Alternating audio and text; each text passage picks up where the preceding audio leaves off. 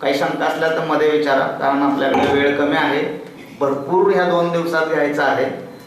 म्हणजे याचं नुसतं स्पष्टीकरणच अगदी वैज्ञानिक म्हणलं तर दिवसभर सांगता येणं शक्य आहे. पण 2 गोष्टी लक्षात ठेवायच्या. एक, साऊंड टू सायलेन्स, म्हणजे हा ध्वनी आपल्याला कुठे घेऊन जाणार आहे? शांततेकडे. आणि दुसरं सूत्र काय? ह्या ध्वनीनं आपल्या आतली हिलिंग पॉवर जागृत होणार, त्याचा आपल्याला फायदा होणार. पाऊण तास ध्यान करायचं आहे. किती? त्यातलं अर्धा तास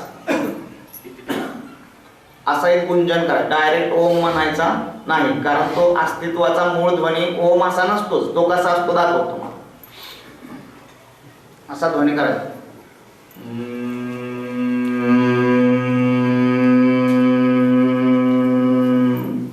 करा बघू.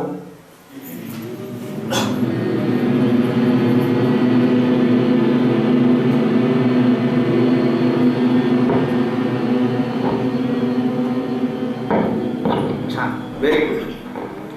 असा ध्वनी किती वेळ करायचा आहे? अर्धा तास करायचा. अर्धा तास. पाऊण तासाचं ध्यान आहे. अजून एक त्यात गोष्ट आहे. मला वाटतं 25 मिनिटं करूया बरं का. 25 मिनिट. अस्तित्वात असतोच, पण तो ग्रहण करण्या इतकी क्षमता आपल्या कानांमध्ये नसते, कारण आपल्या कानाची क्षमता मर्यादित आहे. हे बघा, इथं रेडिओ लावला आणि रेडिओमध्ये एक गीत लावलं, मुंबईवरून येणाऱ्या ध्वनी लहरी ते रेडिओ बरोबर म्हणतंय. म्हणजे त्या लहरी रेडिओला कळतात, आपल्याला कळतात का? मग रेडिओ काय करतो? म्हणजे त्या लहरी आपल्या आजूबाजूला आहेत, पण त्याचा आवाज आपल्याला येतो का? नाही. म्हणजे ठराविक फ्रिक्वेन्सीच्या खालचं पण आपल्याला ऐकायला येत नाही, ठराविक फ्रिक्वेन्सीच्या वरचं पण ऐकायला येत नाही. रेडिओ काय करतो? तर आपल्याला ऐकायला न येणाऱ्या तरंगांचं ऐकायला येणाऱ्या तरंगामध्ये रूपांतर करतो. लक्षात आलं?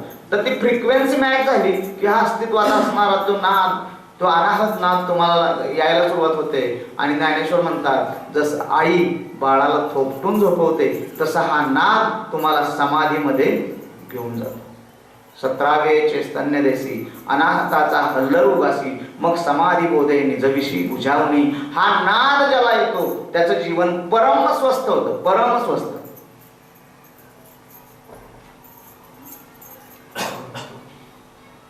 तर आपल्याला सुद्धा हा नाद ऐकू येण्यासाठी, कानाची क्षमता वाढवण्यासाठी हे ध्यान उपयोगी ठरणार आहे. 25 मिनिटं हे गुंजन करायचं. शक्यतो प्रत्येकानं करायचंच, नाही तर बाकीची सगळी करते तर आपण नाही केलं तरी कुणाला कळणार आहे? असं पण होणार की नाही. म्हणजे गावात एकदा ठरलं की यंदा पाऊस पडत नाही, शंकराला जरा अभिषेक करूया दुधानं. प्रत्येकानं एक एक तांबा दूध आणायला सांगितलं. तर एकाला वाटलं की काय सगळे दूधच आणणार आहेत, आपलं एक तांब्या पाणी असलं म्हणून कोण बघणार आहे. पण ते प्रत्येकाला असंच वाटल्यामुळं तो अभिषेक दुधाऐवजी झाला संपूर्ण कशाचा? तसं काय होऊ नये.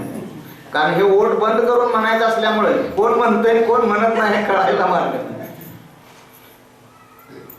बरोबर, सगळ्यांनी म्हणायचं. मगाशी मी सांगितलं, उत्कटतेनं करायचं, प्रामाणिकपणे करायचं, त्याचा नक्की फायदा होणार आहे. बरोबर. दुसरं, एखाद्याचा स्टॅमिना चांगला आहे म्हणून संध्याकाळपर्यंत नो करत बसायचं. प्रत्येकाचा भिन्न भिन्न स्टॅमिना असतोय ना, त्याच्यात एक रिदम लय यावी म्हणून बापूंचं थांबलं की तुम्ही थांबायचं, त्यांच्याप्रमाणे करायचं. आपला स्टॅमिना जास्त असला तरी तिथंच कट करायचा, नव्यानं सुरू करायचं. नाही तर काय होईल? मिसमॅच होईल, विसंगती राहील ना. आणि मग ते साऊंड सायलेन्स कडे न्यायच्या ऐवजी साऊंड कुठं तरी दुसरीकडेच घेऊन जाईल. तर त्याचा एक रिदम ठेवायचा. आणि तिसरी गोष्ट, हे सामूहिक करण्याचा खूप फायदा असतो.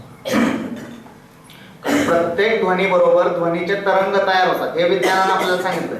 Each sound creates its own vibrations. बरोबर. ध्वनीनं त्याचे तरंग तयार होतात. इतक्या 50 लोकांनी जेव्हा ते ओंकाराचं गुंजन केलं जाईल तर प्रत्येक जण एक ध्वनी तरंग तयार करणार आणि हा हॉल अर्ध्या तासांनी त्या ओंकाराच्या व्हायब्रेशननी गच्च भरलेला असेल. म्हणून 25 मिनिटं जितक्या ताकदीनं तुम्हाला ते ओंकार म्हणता येईल तेवढी व्हायब्रेशन्स क्रिएट करायची. हा हॉल म्हणजे नुसत्या त्या व्हायब्रेशनचा सरोवर असलं पाहिजे, तळ असलं पाहिजे की मग पुढच्या 20 मिनिटात काय करायचं आहे का, काही करायचं नाही, शांत बसायचं आहे आणि तुमच्या ओंकारानं निर्माण झालेल्या ध्वनी लहरींना तुमच्यावर काम करायला संधी द्यायची आहे. फर्स्ट क्रिएट्स व्हायब्रेशन, म्हणजे पहिल्यांदा तुम्ही ते ध्वनी तरंग तयार करा आणि पुढच्या 20 मिनिटात त्या ध्वनी तरंगांना तुमच्या शरीरावर, मनावर, बुद्धीवर काम करायला संधी द्या. म्हणजे पुढच्या 20 मिनिटात करायचं काहीही नाही, नुसतं असायचं आहे. आणि आम्हाला सगळं जमतं, पण नुसतं असण्याच्या स्थितीत राहायला जमतं का? एखाद्याला सांगितलं तासभर उभा राहील, पण काही न करता 5 मिनिटं गप्प बस म्हणलं तर असा करत बसेल. मुंग्या आल्या, हे झालं, ते झालं, बरोबर. ते अवघड आहे, काहीही न करणं अवघड आहे. मग काहीही न करणं लगेच जमत नाही, म्हणून आम्हाला असं केलंय की पहिली 25 मिनिटं काहीतरी करा, म्हणजे काहीतरी न करण्याच्या स्थितीत पुन्हा जा, बरोबर. सुरू करूया. 9:30 वाजलेत, 9:15 संपूया आहे की, आणि 9:15 मग आपण नाश्त्याला जायचं.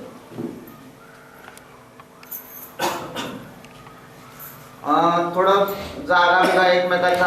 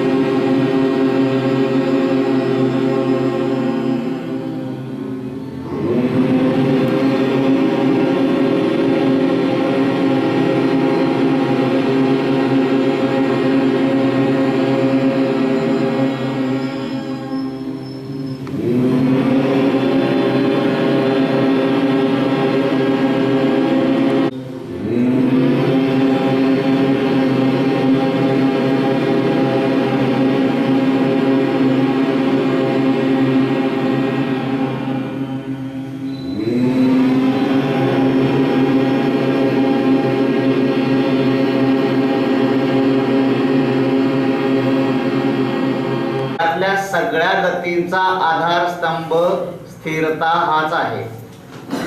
तुम्ही गाडीचं चाक बघितलं, नेहमी फिरत राहणार, त्याच्यामध्ये काय असतो? कणा फिरतो का? कणा पण फिरला आणि चाक पण फिरलं तर गाडी कुठं जाईल त्याचा पत्ता लागेल का? आहे ना. म्हणजे कणा काय असतो? स्थिर, आणि चाक काय करतं? फिरतं. तसं आपल्या आतमध्ये सुद्धा 2 गोष्टी आहेत, एक गोष्ट गतिमान आहे आणि एक गोष्ट स्थिर आहे. आपल्याला गतिमानतेचाच पत्ता आहे, त्या स्थिरतेचा शोध अजून लागलेला नाही. ध्यान म्हणजे आपल्या आत असणाऱ्या त्या स्थिर कण्याजवळ जाऊन शांतपणे बसणं. आलं लक्षात? कारण त्या कण्याजवळ जे गेले ते वाचतात आणि जे कडेला राहिले ते मरतात.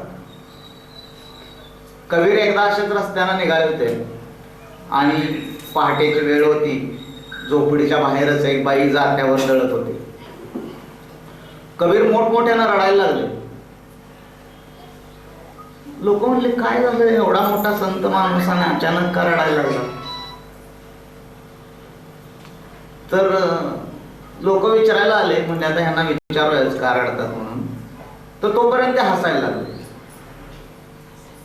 तोपर्यंत ते हसायला लागले.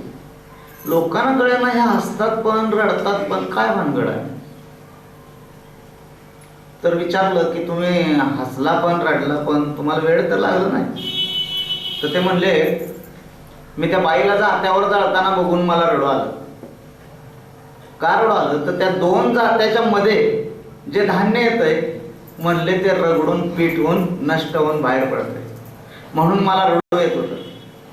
पण जेव्हा ते शिल्लक राहिलेलं पीठ काढायला झाडून त्या बाईनं जात एक पातवर केलं तेव्हा मी बघितलं तो मधला खिळा असतो त्याच्या शेजारी जे धान्य होतं ते तसंच राहील. तर आपल्या आत सुद्धा एक केंद्र आहे, एक खिळा आहे की जो हालत नाही. आणि जीवन म्हणजे काय? जीवन म्हणजे जात्याची दोन पातीच आहेत. मान अपमान किती पाती झाली? सुख दुःख किती पाती झाली?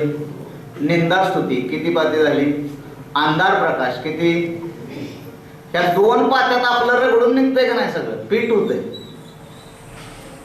आणि जे लोक त्या मधल्या खिळ्याजवळ बरोबर स्थिर झाली, त्या आत्मतत्व म्हणजे तो मधला खिळा आहे. आणि ध्यान ही एकमेव गोष्ट आहे तुम्हाला त्या खिळ्यापर्यंत घेऊन जाते.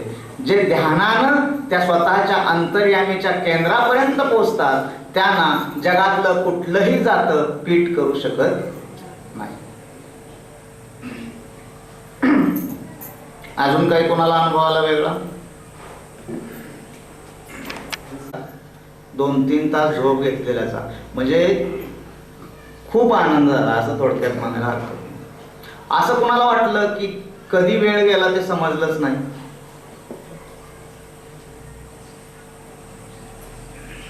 कधी वेळ निघून गेला ते कळलंच नाही असं वाटलं कोणाला?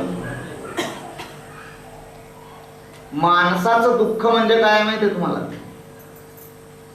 जे जे काळाच्या मर्यादेत येतं ते सगळं नष्ट होतं आणि जे काळाच्या अतीत असतं ते शाश्वत असतं. ते जर मला देता का माईक? तो छोटासा काळ हा रबर आहे. रबर ताणला म्हणजे काळ लांबला की त्याला आपण दुःख म्हणतो. दुःखामध्ये काळ लांबतो. उदाहरणार्थ तुमच्या घरात कोणीतरी रात्री 12 वाजता आजारी पडलंय.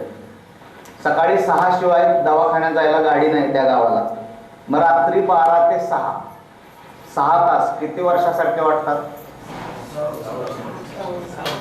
6 वर्षासारखे वाटतात. पण तुमचा एखादा मित्र, अगदी बालपणीचा मित्र 25 वर्षानंतर तुमच्या घरी आलाय, तुम्ही रात्रभर गप्पा मारता, रात्र कशी गेली कळतं का? म्हणजे सुखात काळ काय होतो? संकुचित होतो, कॉन्ट्रॅक्ट होतो. बरोबर? दुःखात काळ लांबतो, सुखात काळ काय होतो? संकुचित होतो. बरोबर? आणि ध्यानामध्ये काळ नष्ट होतो. काय होतो? काळाचं भान उरत नाही. उरतं का? म्हणजे तुम्ही आमच्याकडे जुने लोक आहेत त्यांना विचारा, ध्यानामध्ये काळ नावाची गोष्ट अस्तित्वात नसते. पहिल्यांदाच तुम्ही काळाचं अतिक्रमण केलेलं असतं. कारण हे कळलं का? 3 गोष्टी. दुःखात काळ लांबतो, सुखात काळ लहान होतो आणि ध्यानाच्या महासुखात काळ नष्ट होऊन जातो. बरोबर? सुखाला आपण काय म्हणतो? सुख कसं आहे? क्षणभंगूर म्हणतो की नाही? सुखाला काय म्हणतो आपण? दुःखाला क्षणभंगूर म्हणतो का आपण? क्षणभंगूर का म्हणतो? तर तो काळ कधी येऊन गेला हे कळतच नाही, जणू क्षणभरच झाला असं वाटतं. म्हणून आपण सुखाला क्षणभंगूर हा शब्द वापरतो, दुःखाला कधीही क्षणभंगूर शब्द वापरत नाही. वस्तुतः सुख सुद्धा तेवढंच येतं, दुःख सुद्धा तेवढाच काळ येतं आणि निघून जातं. पण तरी आपण सुखाला काय म्हणतो? एक छोटं उदाहरण सांगतो म्हणजे लक्षात. बर्ट्रांड रसेलचं नाव ऐकलंय कोणी ह्यातलं? रसेल म्हणून. बर्ट्रांड रसेल मोठा रॅशनल माणूस होता. त्या रसेलनं ख्रिश्चनॅलिटीवर टीका केली, बायबलवर. त्याचं एक सुंदर पुस्तक, why I am not a Christian, मी ख्रिश्चन का नाही, आणि म्हणून ख्रिश्चन धर्मावर त्यानं भरपूर टीका केली. त्याच्यामध्ये त्यानं एक उदाहरण दिलंय. म्हणला ख्रिश्चन धर्मात काय सांगितलंय? तुम्ही जर पाप केलं तर